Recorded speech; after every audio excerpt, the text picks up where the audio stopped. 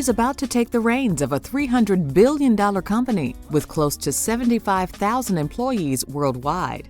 In a few weeks, Robin L. Washington is moving into the Salesforce C-suite as President and Chief Operating and Financial Officer. CEO Mark Benioff feels he's picked the best and brightest to take the corporation to new heights. Well, Robin and I have known each other for decades. I just know that Robin is going to take the level of maturity of our management team to a whole new level.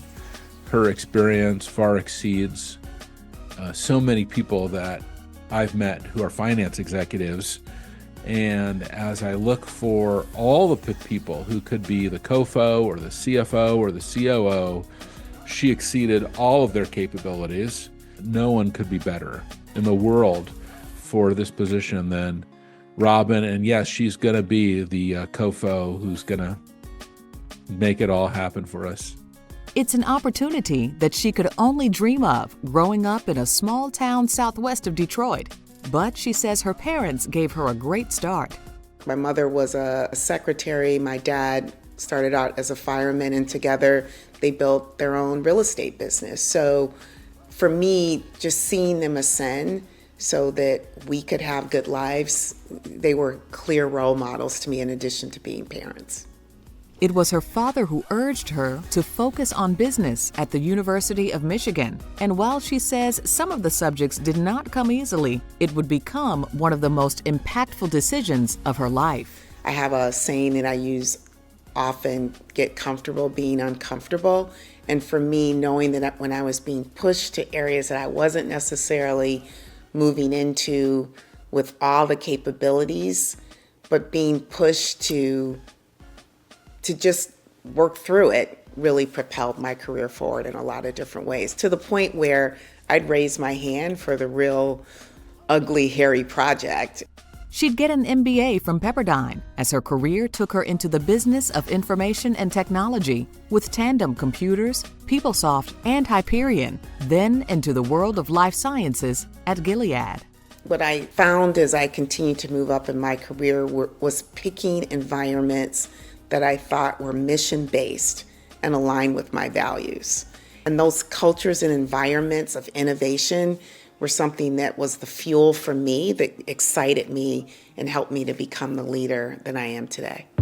Lessons of leadership that she gained from some very good advice along the way. So I think one of the things that I learned throughout my career was not only working hard, but working smart. And so as I think about a learning and advice, it's take the time to network, get to know people, reach out to people, ask for support. And one of the things that I learned very early on is what's the worst that can happen is that person can say no. Those are factors she feels women of power should use, not only to get into the C-suite, but also into the boardroom. Unlike being in a C-suite executive, you as an individual are part of a board. And so you're making decisions as a group, and you're making a decision with a group of individuals from various backgrounds, with various different viewpoints and experiences, and that ultimately you're thinking about long-term value to your stakeholders. Washington's board service includes Fortune 500 companies Alphabet, Honeywell, and Salesforce. She's been named to several of Black Enterprise's lists of the best in corporate power and influence, and she co-founded Black Women on Boards to see that more women of color reach that level. So how do we ensure that those that don't have the seat at the table, that their capabilities, that their achievements get the right level of exposure? And so we do that by gathering to support each other, but also by bringing corporations, CEOs, other board members together that are looking for talent.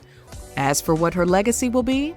When I think about legacy, it's hard for me because I'm just a big believer in you're never done.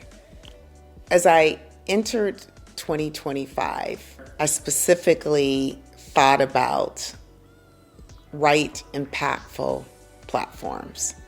Am I taking and leveraging all the gifts that were given to me and ensuring that they're a force multiplier? And I think that's what legacy is about.